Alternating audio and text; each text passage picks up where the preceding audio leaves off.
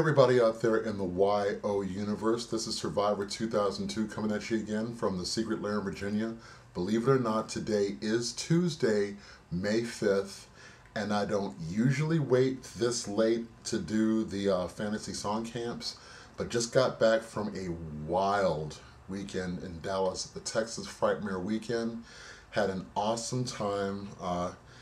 Drank a little too much a few times, I have to admit. I got to fess up completely.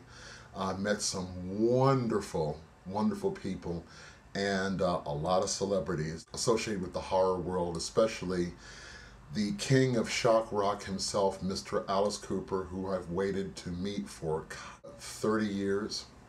But that's not what this is about. I need to do an entire clip about that. In fact, it'll be an entire 2 or 3 clips, including some footage that I got from the weekend. I think if you guys check it out, you're going to absolutely love it. Pictures will also be posted on my Facebook and MySpace pages, but anyway, we need to get to the show at hand, and it's a good segue that Alice Cooper was the man of the hour at TFW, because the theme tonight, of course, is rock and roll. And the special guest star is going to be Slash. Now, I don't know if Slash is going to play his own number or if he's going to accompany the Idols. I hope he does, because that is going to kick major behind if he does. And will give them a chance to really show off what they can do when it comes to covering classic rock and roll songs.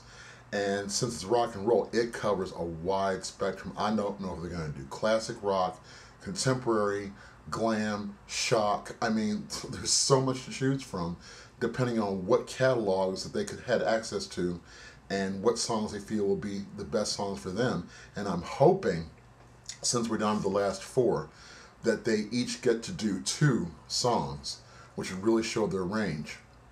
So first off, let's go to Adam.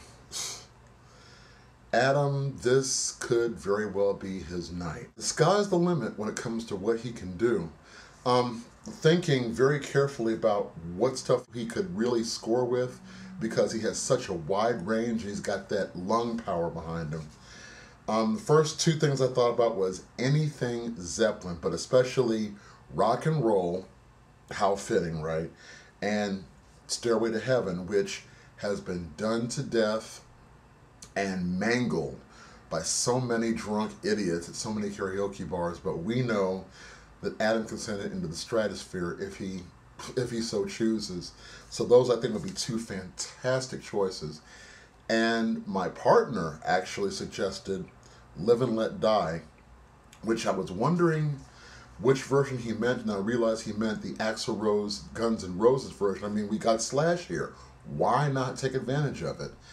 And when it comes to that lung power, very few people can match Axl's range when he was at the top of his game.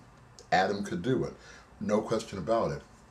And of course, because Adam is a self-admitted die-hard Freddie Mercury and Queen fan, Bohemian Rhapsody.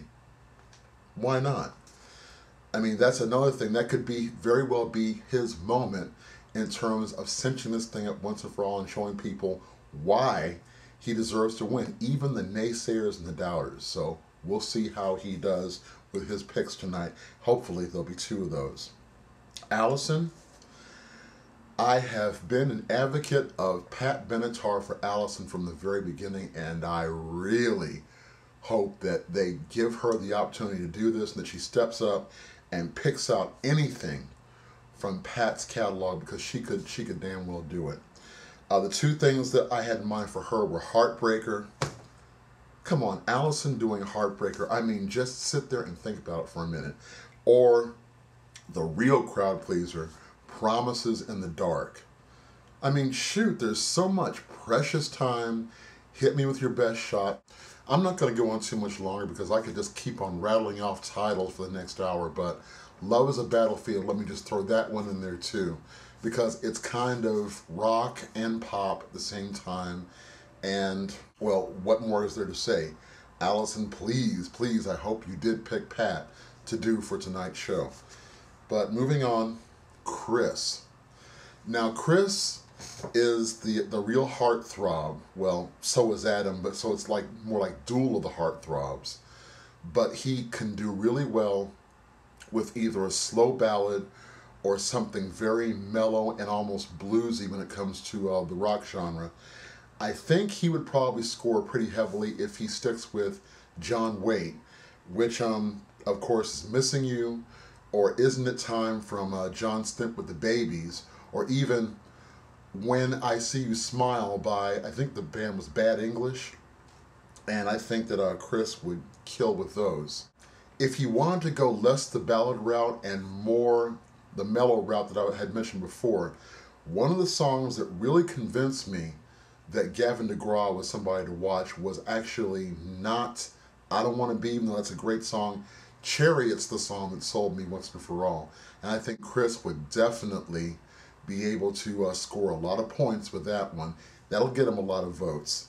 So those three songs are things I hope he considered. Now, Danny is someone that's kind of debatable in terms of the whole theme, because he could do really well or he could suck really badly depending on what things he picks out, because he's got to get out of his comfort zone tonight. We are down to the last four people. The last four. I mean, I don't even believe I'm saying that now. Time has flown by so fast. But now is the time for Danny to really step it up and, I mean, put the pedal to the metal when it comes to what his choices are going to be.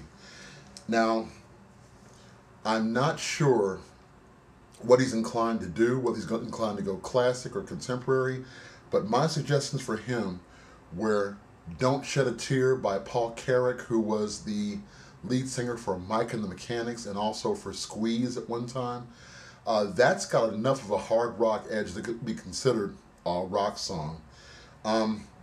If he goes classic, Deep Purple's Smoke on the Water.